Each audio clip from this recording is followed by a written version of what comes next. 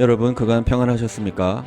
오늘 시작 동영상으로 비행 동영상을 준비해 보았습니다.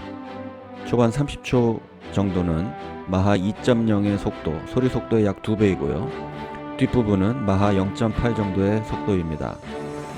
구름 아래 세상은 어두침침하고 비바람도 치지만 그 구름을 뚫고 더 위로 올라가면 너무나 아름답고 경이롭고 질서 있는 세계가 존재합니다. 요즘 세상 돌아가는 것이 너무 답답하고 비정상적으로 돌아가서 마음이 어려우실 줄로 믿습니다. 그러나 곧 정상적인 생활로 돌아갈 수 있다는 확신을 가지시며 오늘 제가 준비한 부분은 확률과 가능성, 사실들을 바탕으로 해서 우리의 지성을 동원해서 지구 밖 우주의 생명체가 존재할 가능성은 어느 정도인지 함께 나누어 보도록 하겠습니다. 그러면 더 리턴 포인트 시작해 보도록 하겠습니다.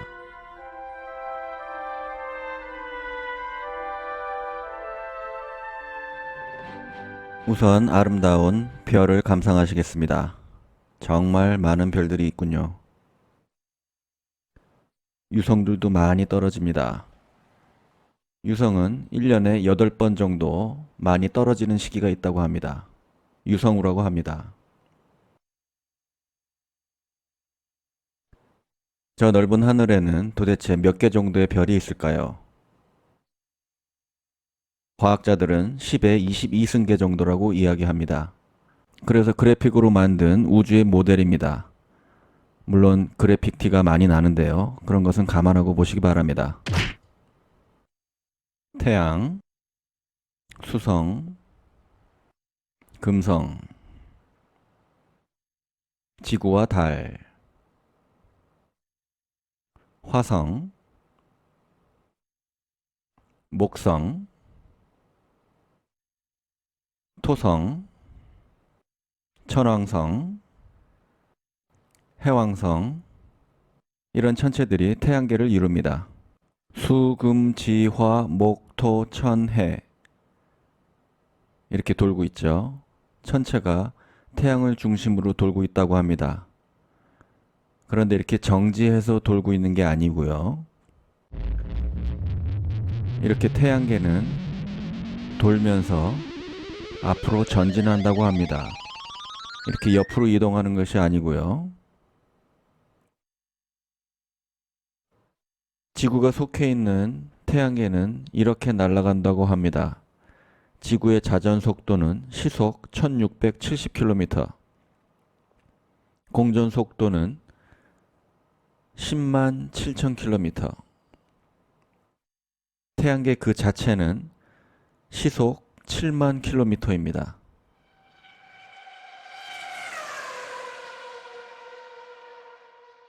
보고 나니 상당히 어지럽습니다.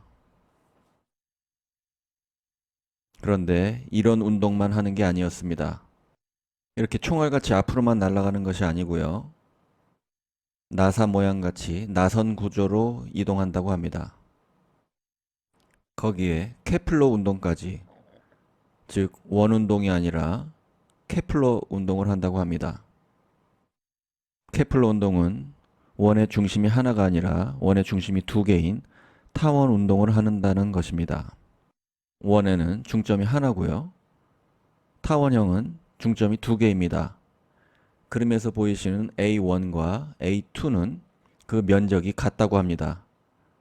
그러면 지구가 돌면서 가속도 하고 감속도 한다는 그런 결론이 나옵니다. 즉 A1에서는 빨리 가고 A2에서는 느리게 갑니다. 제가 둔해서 빨라지고 느려지는 걸 못 느끼고 있었습니다. 우주는 정말 생각해 볼수록 신비합니다. 저렇게 등속으로 움직여서는 안 되고요. 빨라졌다, 느려졌다. 그래서 우주 자체가 나선형 운동을 하고요. 천체들은 케플러 운동을 하면서 빨라졌다, 느려졌다 하면서 하는 모델이 정확한 모델이 되겠습니다. 우리가 갖고 있는 천동설의 모형입니다. 그럼 오늘의 주제인 우주 생명체에 대해서 한번 이야기 나눠보도록 하겠습니다. 화면에 나오는 주인공은 제가 어렸을 때 선풍적인 대히트를 기록한 영화 E.T에 나오는 외계 생명체의 모습입니다. 이런 E.T 같은 외계 생명체는 정말 가능한 일일까요? 그 확률은 어느 정도일까요? 이 화면은 역시 제가 젊었을 때 굉장히 흥미롭게 본 영화입니다. 영화에서 저 전파 망원경으로 외계에서 어떤 신호를 수신한 다음에 그 수신한 내용대로 공간을 이동할 수 있는 기계를 만들어서 자기 아버지를 만나고 온다는 그런 내용의 영화였습니다. 그런 일은 정말 가능한 일일까요? 사진에서 보시는 이 장비는 푸에토리코에 있는 아레시보 천문대입니다.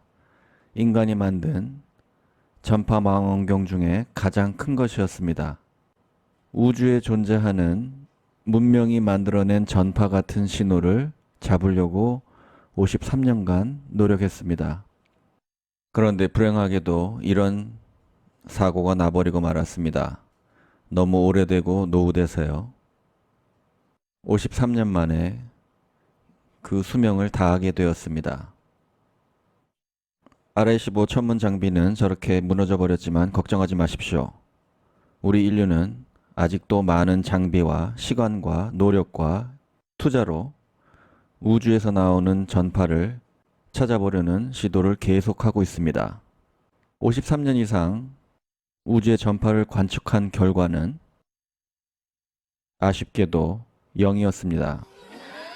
문명이 있는 외계인이 발사한 것 같은 신호를 잡아보려고 했으나 그 결과는 0이었습니다.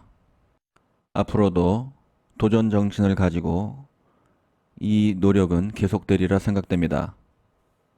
천체과학에서는 드레이크 방정식이라는 게 있습니다. 우주에 얼마나 많은 문명 외계 생명체가 존재하는지를 수학적으로 나타내 본 방정식입니다. 이 드레이크 방정식은 여러 가지 확률을 곱하는데요. 방정식 값 n은 통신, 교신 가능한 문명의 수를 나타냅니다. R 스타 값은 1년 동안 탄생하는 항성의 수, FP 값은 행성을 갖고 있을 확률, NE 값은 생명체가 살 수 있는 행성의 수, FL 값은 생명체가 탄생할 확률, FI 값은 지적 문명체로 진화할 확률, FC 값은 통신 기술을 갖고 있을 확률, L 값은 존속할 수 있는 기간. 드레이크라는 과학자가 생각하는 가장 합당한 항목의 숫자들은 이런 숫자일 거라고 생각했습니다. 결과는 10개 정도라고 생각했습니다. 오늘도 여러분께 문제를 하나 드리도록 하겠습니다. 위의 문제를 잘 보시고 각 항에 적당한 이성적인 숫자를 넣어주시기 바랍니다. 드레이크 방정식 각 항이 잘 생각나지 않는 분을 위해서 커닝 페이퍼를 제공하도록 하겠습니다.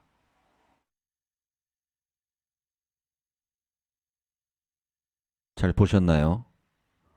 여러분의 마음을 정하셨습니까? 다행스럽게도 이 문제의 정답은 누구나 정답입니다. 단 무한대라고 대답하신 분만 오답으로 처리하도록 하겠습니다. 왜냐하면 지난 여러 편에서 설명드렸듯이 0은 10의 마이너스 50승, 전 우주의 전자의 개수는 10의 80승을 넘지 못합니다. 그래서 무한대라고 대답하신 분은 부득이 오답 처리하도록 하겠습니다. 그러면 전 세계에 내놓으라 하는 과학자들의 답은 어떤 답을 내놓았을까요? 그분들이 푸는 방법도 여러분이 푸신 방법과 비슷했습니다. 알고 있는 값을 넣었고요. 직감과 짐작으로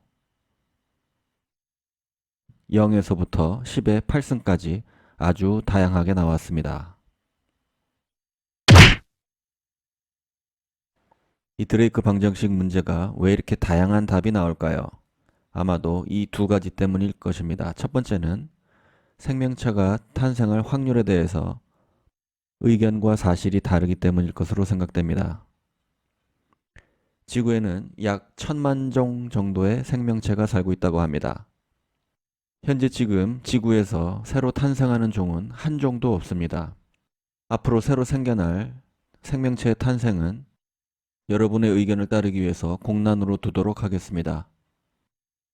두 번째 문제는 지적 문명체로 진화할 확률입니다. 최소 유사시대 몇천 년간은 지적 문명체로 진화한 생명체는 하나도 기록된 바가 없습니다. 제가 가상의 그래픽일 거라고 생각하는 이러한 물체는 과학적으로 불가능합니다. 이런 그래픽도 불가능한 이야기고요. 왜냐하면 이제 여기에 여러 스펙트럼의 답안들이 있습니다. 과학자들에게 물어봤습니다. 과연 외계 생명체의 가능성은 어느 정도일까요? 약 3%의 사람은 0이라고 대답했고요. 93%가 외계 생명체가 있을 거라고 대답했습니다. 또 하나의 질문을 했습니다. 태양계 내에 외계 생명체의 가능성은 얼마일까라고 물어봤는데요. 약 1%의 과학자들이 태양계 내에 외계 생명체가 있을 거라고 대답했습니다. 약 99%의 사람들은 태양계 바깥에서 생명체가 왔을 거라고 대답했습니다. 그러면 여기에 큰 반전이 있는데요. 99%의 과학자들은 태양계 내에 생명이 있을 가능성을 0으로 보고 있는 건데요. 태양계 바깥에서 UFO를 타고 지구로 날아오려면 어마어마한 에너지 부족 문제를 해결해야 합니다. 우리는 영화에서 자주 등장하는 타임머신이나 공간을 이동할 수 있는 기계들을 우리가 현재 볼 수 없는 이유를 기술의 문제로만 생각하고 있었습니다.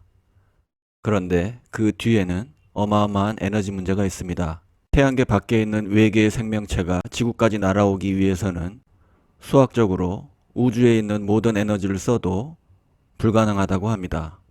이러한 사이언톨로지의 신봉자들은 외계의 지적 생명체가 인류를 지적인 생명체로 진화하게 했다고 믿는 사람들입니다.